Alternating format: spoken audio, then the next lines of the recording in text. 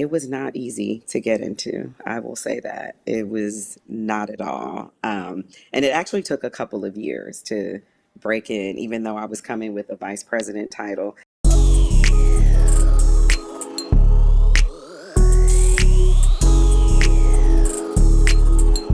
Welcome to Career Plug.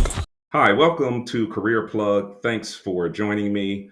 Today, I have a very special guest. I am pulling on my personal resources. So please remember to like and subscribe as I dive into career exploration, provide insight to careers. This is not for me. This is really for you guys. Like me and my friends, like we're fine. But what part of what we would like to do is, again, provide insight on careers. So today, without further ado, very special guest. Her name is Roxanne Barnes Mosley. I know her very well. She is the wife of my best friend. So I just want to take a minute to welcome Roxanne to the show. Thank you. How are you today?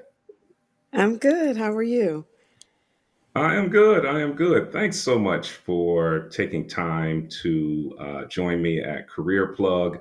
This is the second interview. I interviewed Sanders Adu, who you know, um, a lobbyist for Wells Fargo, and provided the audience with insight into his career, his lifestyle, sort of the day-to-day activities, excuse me, of being a lobbyist. So you are my official second guest. I'm still very early in the process, but just a pleasure to bring on guests who have intriguing careers. So again, welcome. My Thank first, you. I'm honored. oh, thank you. My first question is, what are you plugged into these days? All right. What am I plugged into? Let's see. You mean personally? Yes. Audible.com is my favorite. I'm in my car Okay. a lot. So, Audible, music, let's see, travel, and the majority of my time is spent on a soccer field. So, women's soccer is my absolute favorite activity right now.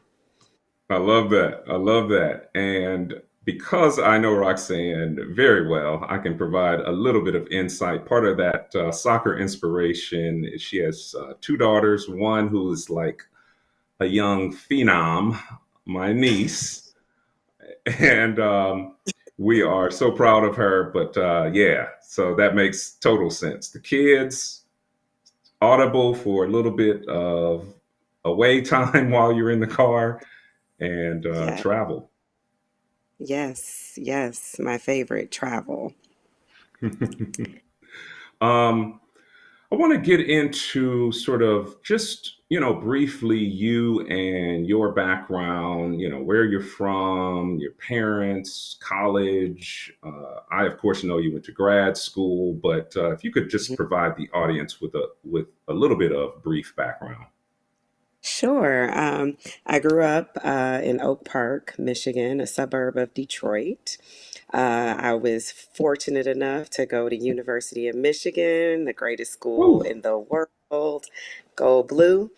I majored in kinesiology, and at the time, my plan was to go to medical school for sports medicine.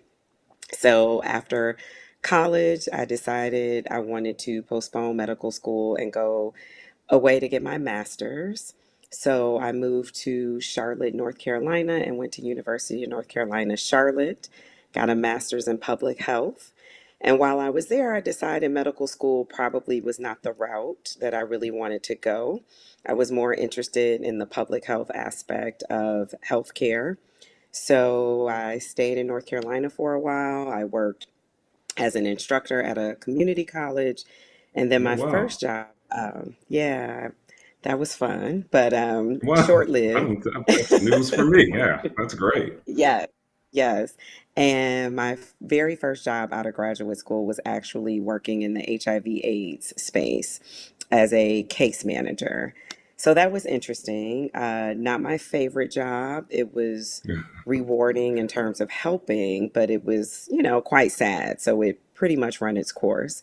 So after that, I moved on and became a director and then a vice president of the Arthritis Foundation for North and South Carolina. So that was the start of my career. Oh So wow. yeah, so that was the early days. And so early days, that sounds like from probably what, 22 to what, 26 or so? Yes. 27? Yep, Okay. exactly. Yep. 20, yeah, 26, 27. Yeah. Okay. So you came out of college, gunning, top great school. A lot of people, a lot of young folks, Gen Y, Gen Z, there's a lot of chatter about folks not going to college. I am still a believer in college. It is not the Yeah. only way, but I agree. yeah, still the majority of people are going to college. Like, yes, there are other methods to educate yourself. YouTube obviously is a space that's moving. It's moving quickly. Online education is gaining a lot of momentum, but there's something about the college experience generally that just can't be replaced. And the number of people you can meet, across the world, and the networking aspect it will provide for Yeah. your life going forward. But anyway, Yeah, you can't put a price tag on that. And I feel like it's exactly what you said. You can choose a career that doesn't necessarily require a college degree, but the mhm, experience you get from just learning independence, networking, the life skills, you can't put a price tag on that. So I agree. My kids know college. That's the plan. correct. Even if they decide to be entrepreneurs, college is the plan. Listen, Uncle Gene is behind that, of course. So I don't think they don't have a choice. They They don't will have a face choice. They don't know any different. they will face massive resistance. Exactly. Uh, so, as I know, you moved to Los Angeles and said goodbye to North Carolina. I assume part of your journey to LA was, just the bigger city, the lifestyle, the appeal in your 20s of, moving to a great city with weather and environment and, energy. So tell us a little bit Mhm. about that transition. Oh, yeah. I mean, who does not want to live in Southern California? Everything that you mentioned is the reason why. I had aspirations to live in California since I was probably 10. So it was an easy decision. It was New York or LA because I feel like at that Mhm. time, those were two cities that you moved to. And you probably know this. Like a lot of your That's friends, you right. either moved to New York or you moved to LA or maybe Chicago. But New York was like my second home. I grew up all of my life going there. So for me, sunny California, palm trees, the beach, you didn't have to tell me twice. So I when love I it. moved, so I didn't move. The interesting thing, a lot of people think, okay, you moved to a big city with a job. I did not. So I moved to LA, utilizing my degrees. I consulted with a few nonprofits, the 100 Black Men of Los Angeles. I also consulted with another community organization that was providing uh, home supplies and clothing to people who were in need. So I Oh did wow. that for a couple of years.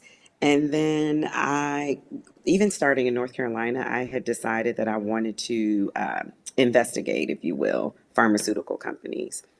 So, Hmm. working at the Arthritis Foundation, part of my job was acquiring sponsorship.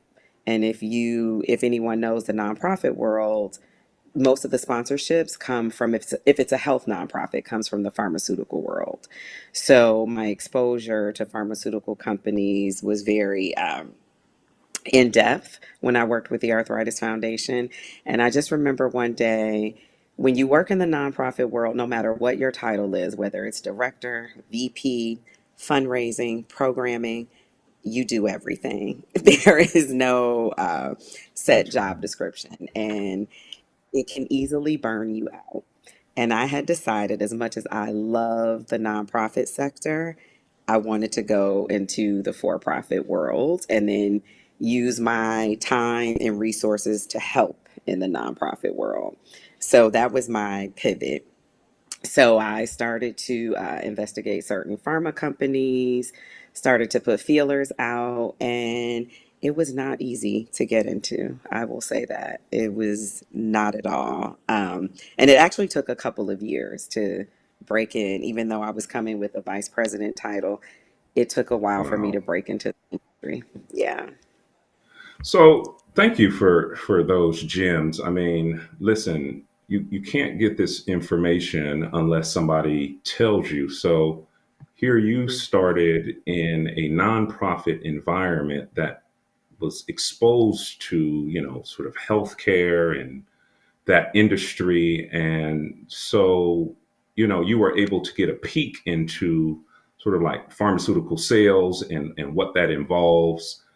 And then after deciding to try to pivot, it then with a master's degree and a VP title, it then took you almost 2 years to, you know, get into actual pharmaceutical sales. And so how did you ultimately, was it mainly through networking? Because, keep in mind, audience, that what we're saying is this, like it is important to arm yourself with the education and credentials necessary to even knock on the door of an industry like this. And when you have those plus experience, she's telling us directly that it was still not easy after that. So, Hmm.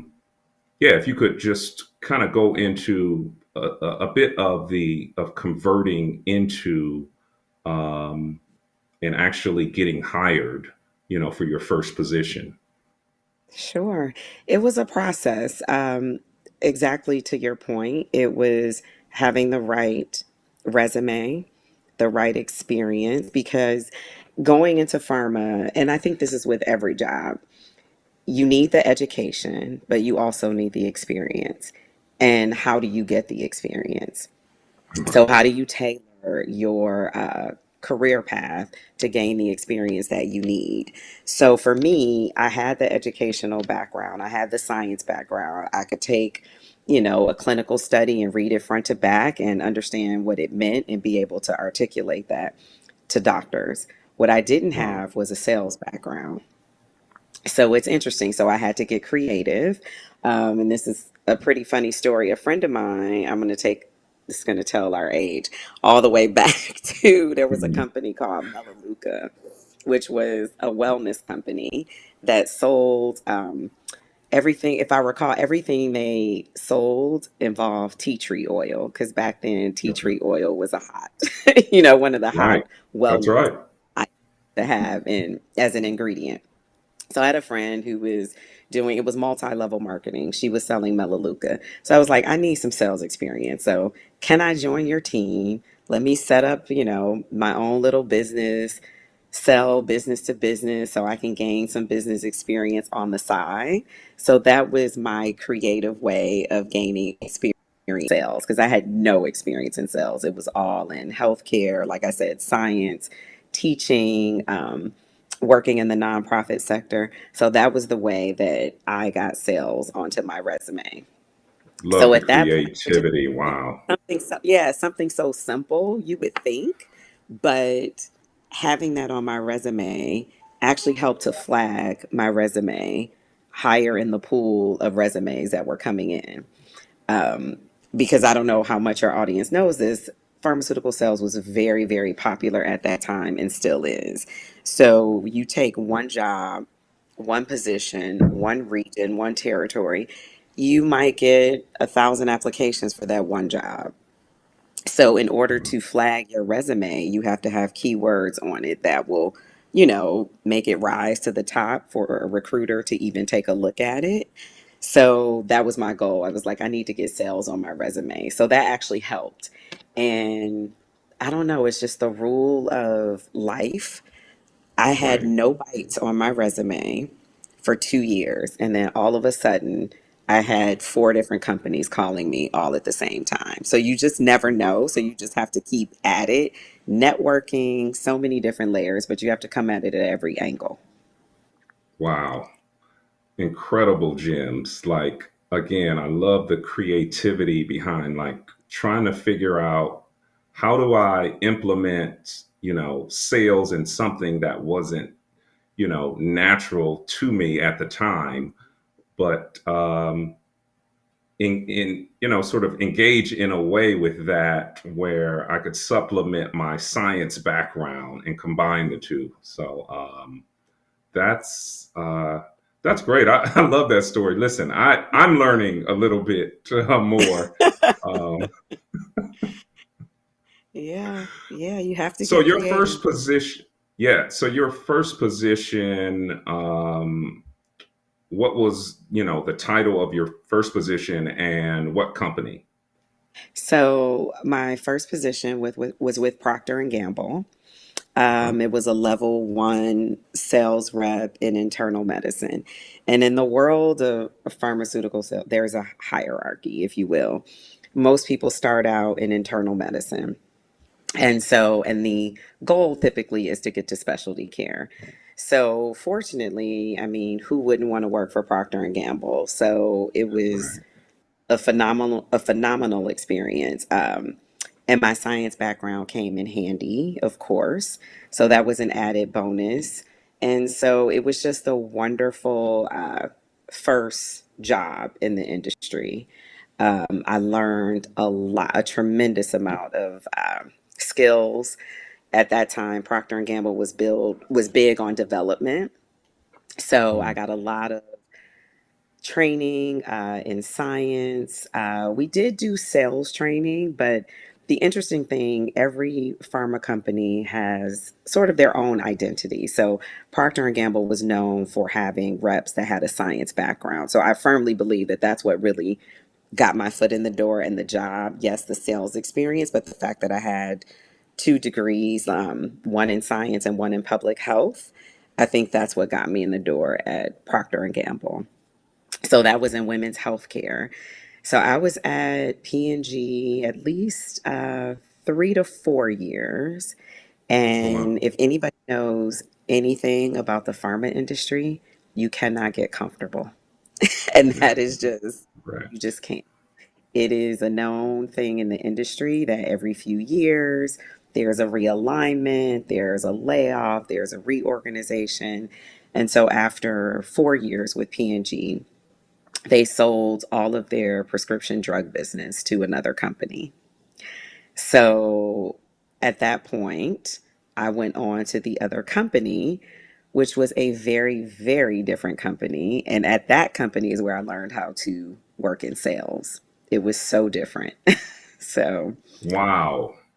yeah. Wow, what a that's a again, she's dropping gems, guys, giving you guys tremendous insight into one, just level one, the intro to getting into a pharmaceutical sales company, and then also letting you guys know like you have to keep your head on a swivel because it's a typical and she probably lasted a little bit longer than the average person, but it's probably a 2 to 4 year window.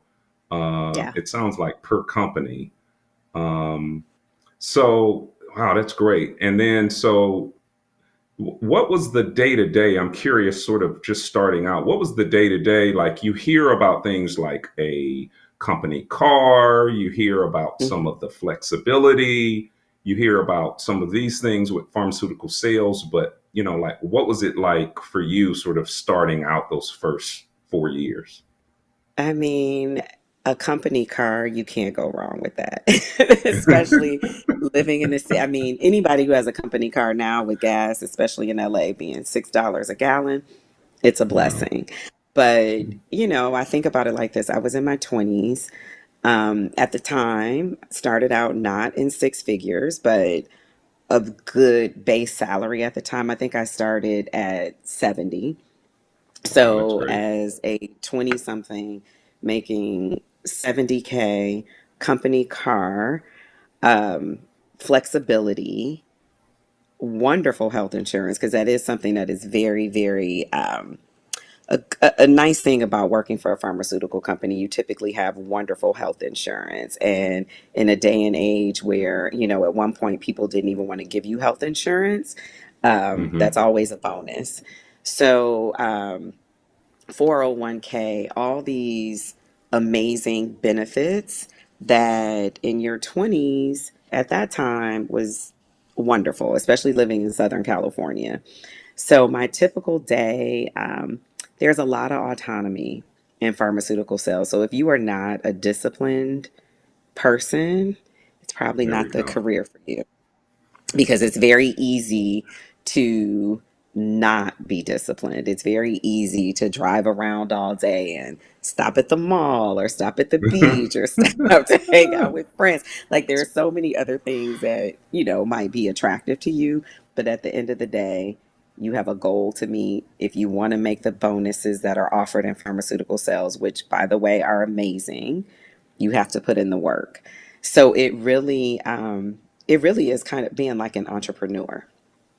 Correct. So you typically get a set list of or an area of physicians or people that work in the healthcare industry that you need to talk to, target, if you will.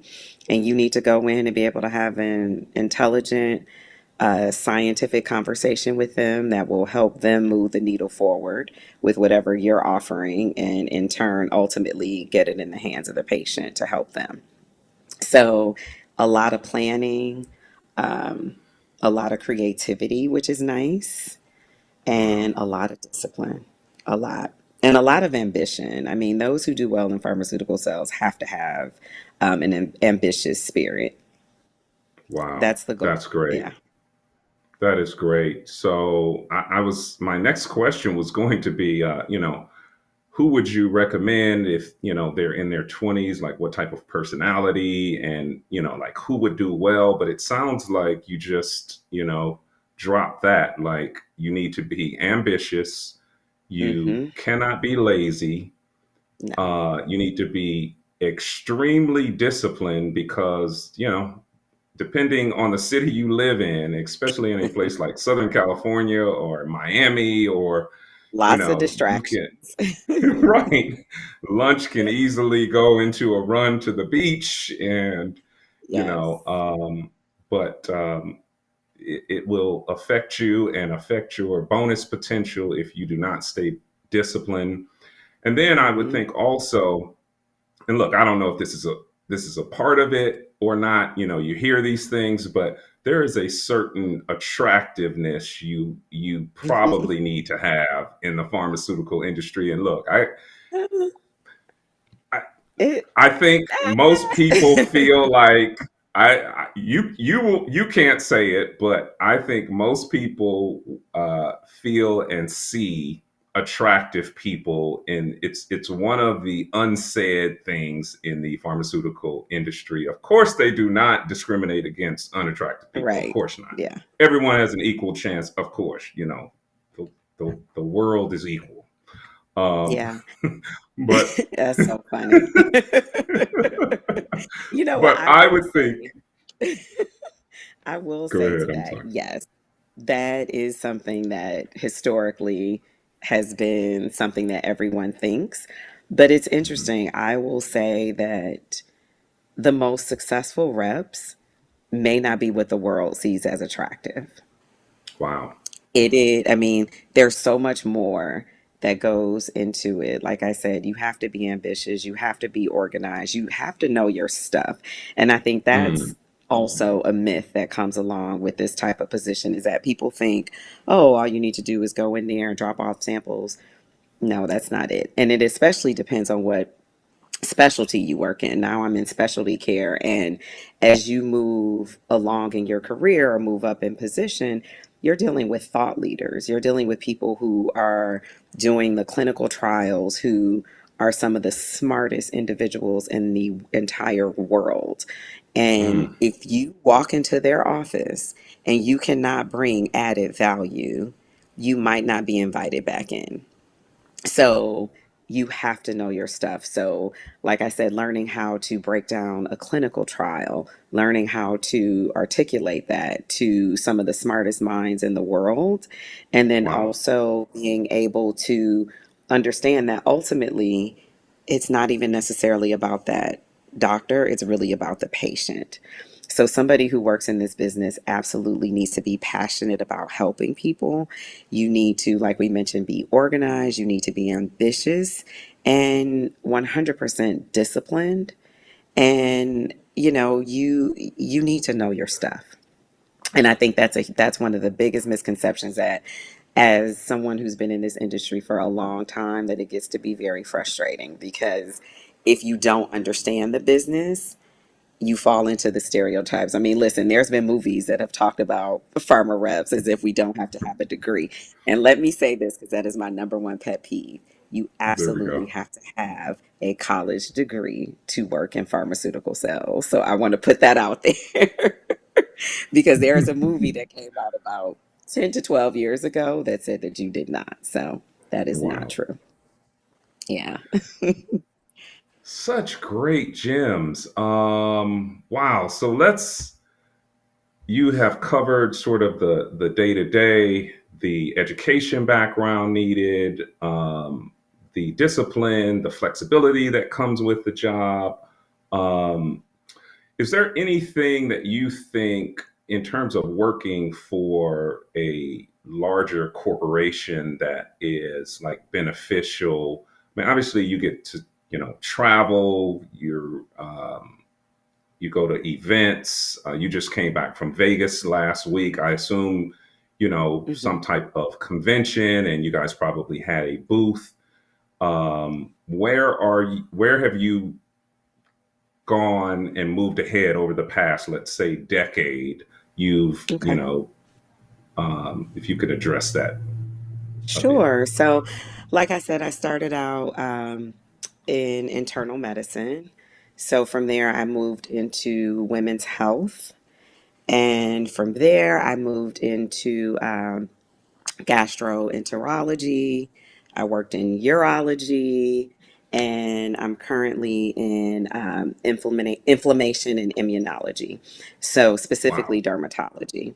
So, I mean, like I said, you have to be flexible, you have to be willing to learn the science. Each of those specialties, a different drug, a different mechanism of action, different science, different molecules. So, and every time there's a new drug to come to market within your division, it means going back to training. It means, 4 to 6 weeks of hardcore scientific learning, training, exams that you absolutely have to pass in order to keep Wow. your job. Um, Okay. some of those exams you get one time to pass, maybe two if they're nice. Um, so it's a lot. It's a lot of work. Where I am now, I absolutely love. Of all the specialties that I've worked in, dermatology is probably the most fun for all the obvious reasons. Um, I won't say what product I have, but it's medical derm. But there's medical derm and then there's aesthetics. But the nice thing, it's still all under dermatology. So what I don't know about aesthetics or other medical derm products, I get to learn from my offices, doctors, or whatever additional training I do. So it's the beautiful thing about pharma is that you do well, most companies will support you in either making a lateral move, even a horizontal move. If you want to, I work for a huge company now, and the wonderful thing is that I'm in a program now where I'm trying to figure out what my next move is. And so, because I have had a breadth of experience and done fairly well, the company is saying, hey, we recognize that you have other talents that maybe you're not utilizing right now, or, other career ambitions that you want to try, and we're willing to support you in that. So that's been beautiful. And mentorship is the other thing I want to throw in there. No matter what industry you go into, find yourself a mentor, multiple, not just one, multiple. Wow. So. Wow. Listen, I'm taking notes. I love this. I am taking notes. It is wow, you just dropped a lot of gems. So you are at a huge company now, and just in terms of, listen, I obviously am not going to ask you your salary, but you are doing well. You live in $1 million home. You have celebrity friends. That is all part of Los Angeles lifestyle, but you have worked extremely hard. I mean, we just, walked your path over essentially the last 20 years. And Hmm. the difficulty of, of this industry and the creative path to get in it. So, just want to make sure, before we wrap up, that you also, because of your excellence, and we're not, just, you know, stating cap on this video for for video I purposes, love that you know that word. that you received an award not that long ago. Can you fill us in on that, and kind of what's behind that? Yes, absolutely. So, one of the fun things about working in pharma is that it is competitive. Let's be honest, it is highly competitive. Highly. And we're typically given a sales quota or a goal.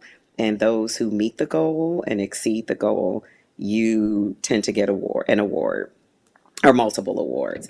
So at most companies, they have what's called President's Club or Premier. I mean, the most common term is President's Club, and which I just won again this year. And so with President's Club comes a lot of accolades. You get a lot of recognition. You get a trip. I just recently returned from the Caribbean. Um, and it's amazing. It is absolutely amazing. Back to your Amazing. other question about different places that I've gone being in this industry. I mean, we have meetings in Vegas, we have meetings in New Orleans. You get to go to all these different conventions and conferences where you're interacting with people from all over the world, people who work in the pharmaceutical industry, physicians, thought leaders. Researchers, your level of exposure can be as much as you allow it to take you. And the networking, you can't put a price tag on. So, and the rewards, you can't put a price tag on. I mean, listen, an all expense trip paid to go to the Caribbean That's or to right. Europe, who's going to turn that down? Who's Who's going to turning leave that that on the down? table? Mm-hmm. Mm-hmm. Yeah. So it's a pretty rewarding gig. I love it. Thank you so much, Roxanne. We really appreciate it. I hope this audience understands the valuable content we're bringing at Career Plug, the insight that you have provided. Any sort of last words for, I don't know, specifically, women Mm. between, let's just say, the ages of 22 to 30, or women that are maybe 30 plus that want to make a career change into pharma sales or pharmaceutical sales. Absolutely. I would say, like I mentioned before, find a mentor. In fact, find multiple mentors. Be flexible. One of the things that my mentor told me, this was just a few weeks ago, we were having a conversation, and one of the things that he said to me, he's like, I know what your goals are, but in order to get there, don't be closed off to other things that may help pour into your breadth of experience.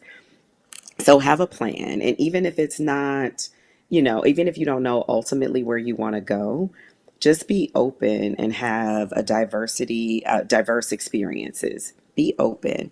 As far as Mm, women, support each other. However, your journey takes you, always find someone to mentor as well as have a mentor and just go for it. One of the things that I have learned along the way is that as a woman, as a Black woman, don't be afraid to negotiate. Know your worth. Know what you wow. bring to the table and stand firm in it. Again, be Wow. flexible, but stand firm in knowing your worth. And if you don't know how to negotiate or you're fearful of it, whatever it is, that's where mentorship comes in. Reach out to someone and don't be afraid because if you don't ask, you won't get it. And it is very true that your counterpart who may not look like you may be have an offer that's $20,000 above what they're offering you. So just know your value and don't be afraid to ask for Woo! I love this. It's so it. beautiful. Thank you again, Roxanne Barnes Mosley. We really appreciate this, the insight you Thank provided. you. And Hopefully, before we go, I want to say thank you. I wish someone was doing this when I was in my 20s. I feel like what you're doing is invaluable. And for those watching, keep watching because the more your exposure is to different careers, the more opportunity you will have to be open and get to the level that you want to be at. So I'm so proud of you for doing this. This is amazing. Keep doing it. my God, thanks. Okay. She's got things to do, people. She got things to do. We I appreciate have you. children Thank you again, calling me. Roxanne. Thank you, All righty. Jimmy. All right. Bye bye. Goodbye.